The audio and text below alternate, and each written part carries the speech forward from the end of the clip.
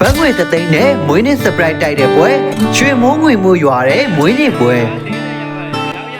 အားလုံးမင်္ဂလာပါခင်ဗျာညီမလေးကမွေးနေ့ကိုရောက်ရှိနေတာဖြစ်ပါတယ်ပေါ့နော်ညီမလေးက30နှစ်ပြည့်နော်ဟုတ်တယ်နော်30နှစ်ပြည့်ပါခင်ဗျာနာမည်လေးဘယ်လိုခေါ်လဲလိုခံစားလည်းမသိဘူးခင်ဗျာအရင်ပြောတယ်ပေါ့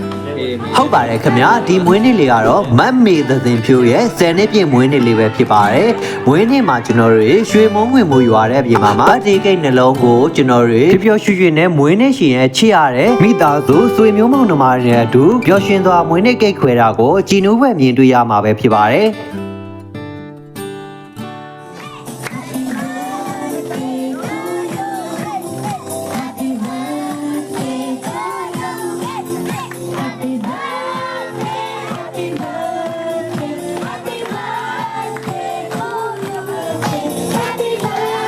ကျွန်တော်တွေဗတ်တီကိတ်ခွဲပြီးတာနဲ့ကျွန်တော်တွေမွေးနေ့ရှင်အမေရွှေမိုးငွေမိုးတွေယခုလိုပဲရွာတာကိုကြည်နူးဝဲမြင်တွေ့ရပါတယ်ခင်ဗျာ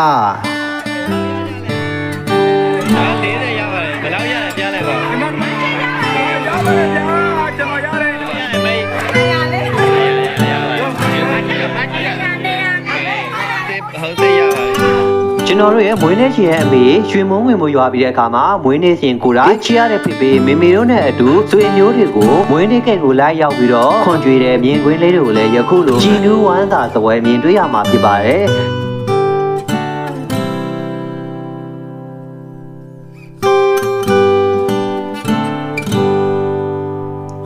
တို့ရင်မကပါဘူးချစ်ရတဲ့ဖေဖေနဲ့မေမေကလည်းဘတ်ငွေ3သိန်းကိုမုတ်ဖို့အနေနဲ့ surprise တိုက်လိုက်ပါတယ်ခင်ဗျာကြည်နူးဝဲမြင်ကွင်းလေးလည်းဖြစ်ပါတယ်ဖေဖေရုပ်ဘယ်လိုပြောချင်လဲ